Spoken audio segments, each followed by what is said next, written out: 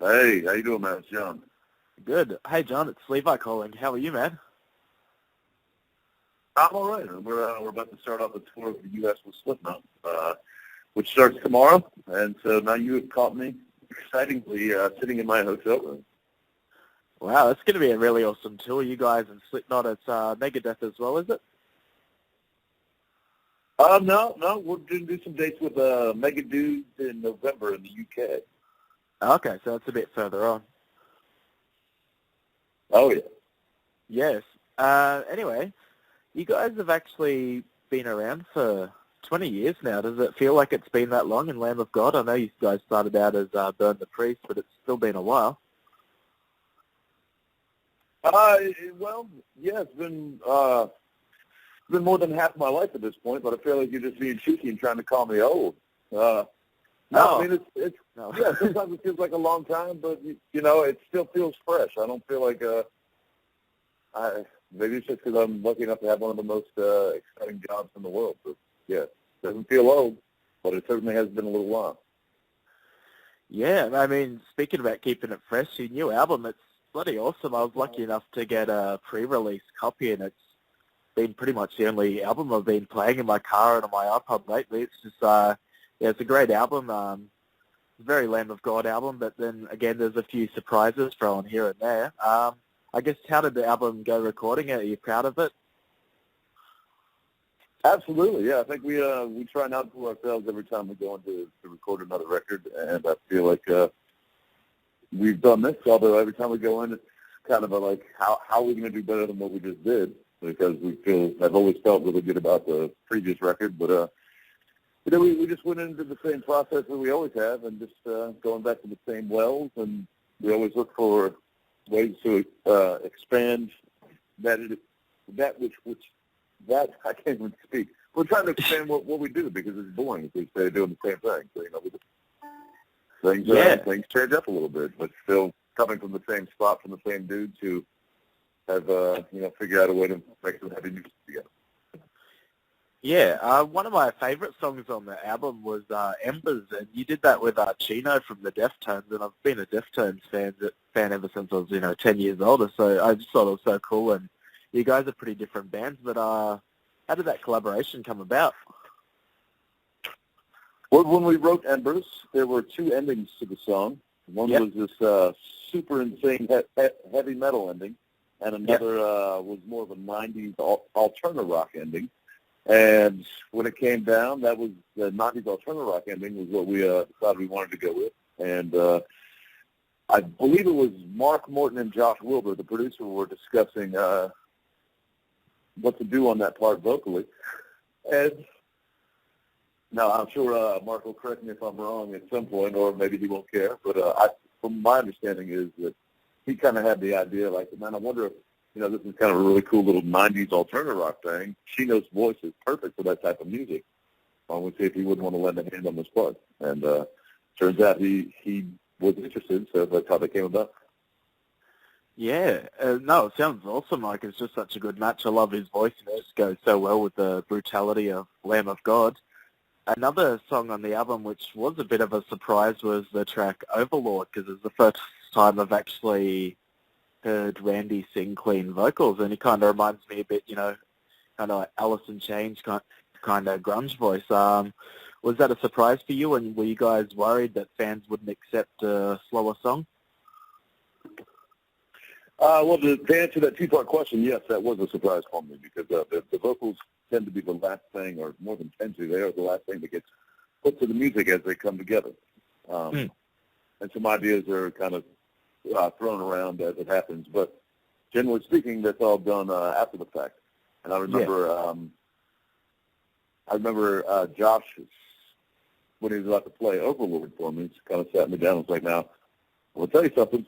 Randy sings on this one." I remember like, wait, he does what? Huh? I was like, what? That's cool. And then he hit play, and I was like, oh man, that is incredibly badass. I never would have expected that.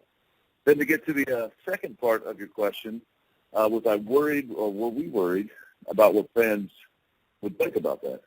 And no, worried is completely the wrong word. When that song got released it was exciting for me to watch all the reaction, and mostly the people who were bummed. That was the funnest reactions from people for that song. I read that a guy, the best one that I read that I remember is a dude said that the first 3 minutes of that song made him want to take a fillet knife and cut the Lamb of God tattoo off of his arm.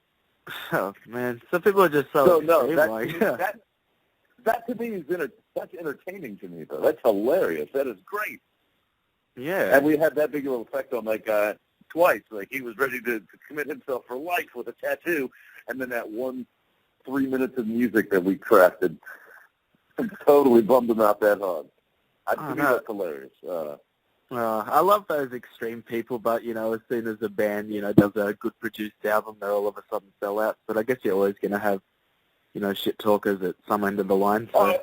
Oh yeah, and believe me, we're older gentlemen who are confident and probably overly confident and self-absorbed. So it doesn't matter what anyone's got to say about us. We know we're good looking and badass motherfuckers. Yeah. Other big news is I mentioned Chris Adler. He's playing with Megadeth now. Does that inconvenience the band at all, or do you support him doing that? Chris has. When it came up, I told him that, and we've all known each other for a long time. Yeah. And it occurred to me that in some weird way, Chris has sort of been working his way towards playing drums in Megadeth his entire life. Like, that band has motivated and inspired him from the beginning. Yeah. To play heavy metal, to play bass, guitar, and drums. And when that opportunity came up, it's like, that makes perfect sense, and you absolutely should do this. That would be ridiculous for you not to. So for him to be able to do that is a really cool thing, and I support his. I supported him. That's it's. I couldn't imagine what would be similar in my life, but yeah, I mean, why could you? I couldn't imagine standing in the way of Chris being able to do that.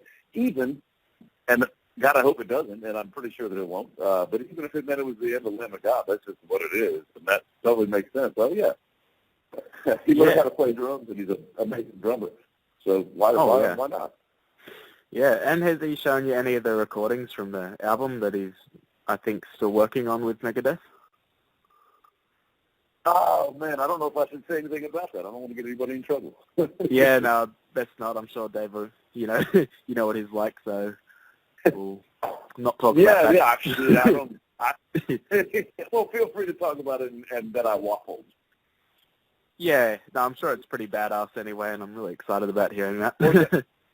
I'm sure the album's going to be pretty badass. Well, I hope so. I like classic Megadeth personally. Yeah, that's just me. That's just me, and I'm not Megadeth. I'm not the core of Megadeth demographic, so that doesn't matter. I know for a while, you're playing a 3-string bass guitar. Do you still play that? I don't. That's in a case packed in my basement. That was a Guild Pilot, which was my first bass that was not just a complete piece of shit. And I only had one bass, and I beat the living crap out of it. And one day the tuning peg broke, and I didn't have the money to replace the tuning peg, and it was on the lowest string. Yeah. And I believe we were on tour when it happened.